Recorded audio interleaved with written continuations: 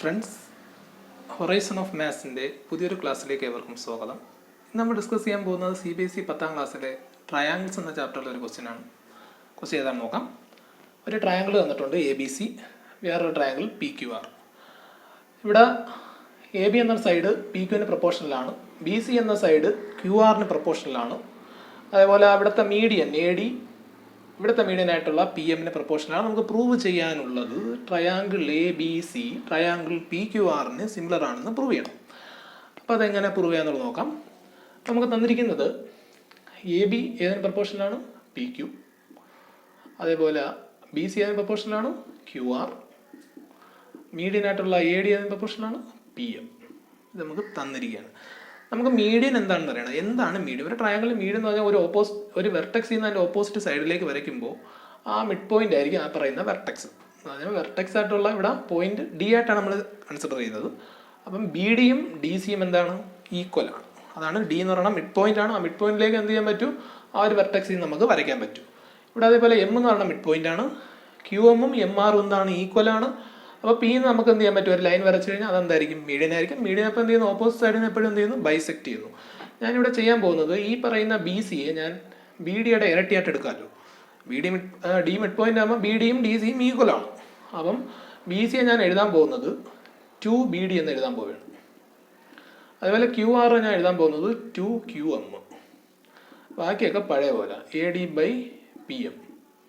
ഇവിടെ AB/PQ. ഇനി 2 2 cancel ചെയ്ത് കളയും. ബാക്കി എന്ത് കിട്ടും? AB/PQ is equal to BD/QM is equal to AD/PM. ഇനി ഇതെല്ലാം കൂടെ വരുന്ന സൈഡ് എന്ന് പറഞ്ഞു കഴിഞ്ഞാൽ അല്ലെങ്കിൽ ആ ട്രയാങ്കിൾ ഇതായിരിക്കും.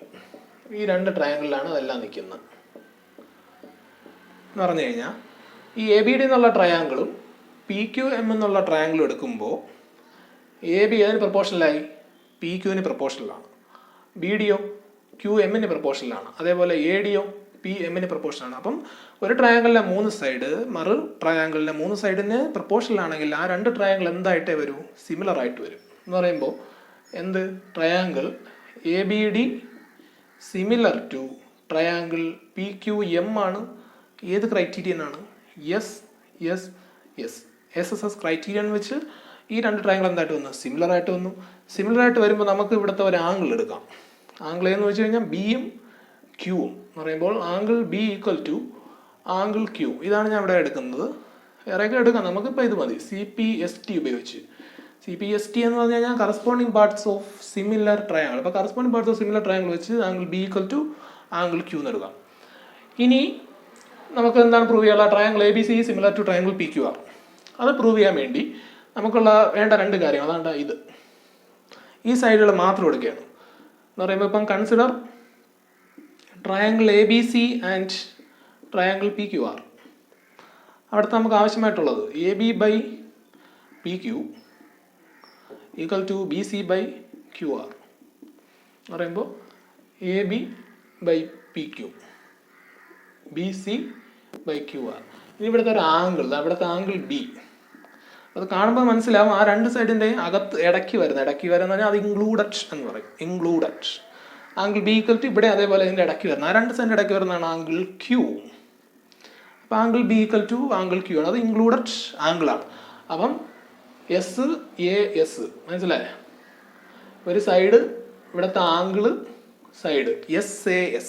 അപ്പോൾ SAS ക്രൈറ്റീരിയൻ വെച്ച് ഈ രണ്ട് ട്രയാങ്കിൾ എന്തായിട്ട് വരും? സിമിലർ ആയിട്ട് വരും. എന്ന് പറഞ്ഞാൽ triangle ABC similar to triangle PQR SAS. അപ്പോൾ ഈ രീതിയിലാണ് ഈ ക്വസ്റ്റ്യൻ ചെയ്യുന്നത്. അപ്പോൾ ഇത് സിമിലർ ആണെന്ന് പ്രൂവ് ചെയ്യാൻ വേണ്ടി, ആ വലിയ ട്രയാങ്കിൾ സിമിലർ ആണെന്ന് പ്രൂവ് ചെയ്യാൻ വേണ്ടി എന്ത് ചെയ്തു? അതിൻ്റെ അകത്തുള്ള രണ്ട് ട്രയാങ്കിൾ സിമിലർ ആണെന്ന് കാണിച്ചിട്ട് അതിലൊരു ആംഗിൾ എടുത്ത് CPST ഉപയോഗിച്ച് അല്ലെങ്കിൽ corresponding parts of similar triangle ഉപയോഗിച്ചുകൊണ്ട് ആ രണ്ട് ആംഗിളും കൂടെ എടുത്തു കഴിഞ്ഞിട്ട് ഫുള്ളായിട്ട് നമ്മൾ ചിന്തിച്ച് കഴിഞ്ഞാൽ നമുക്ക് ഈ ഒരു ആംഗിളുകൾ അതവിടെ ഈക്വലാന്ന് കിട്ടും. ഓക്കെ, അതനുസരിച്ച് ഈ ഒരു ക്വസ്റ്റ്യൻ നമുക്ക് ചെയ്യാൻ പറ്റും. നമുക്കിനി ഇതിൻ്റെ വേറെ ക്വസ്റ്റ്യൻസ് ഒക്കെ ചെയ്യാനുണ്ട്. അതൊക്കെ നമുക്ക് വേറൊരു ക്ലാസ് കാണാം. Till then good bye.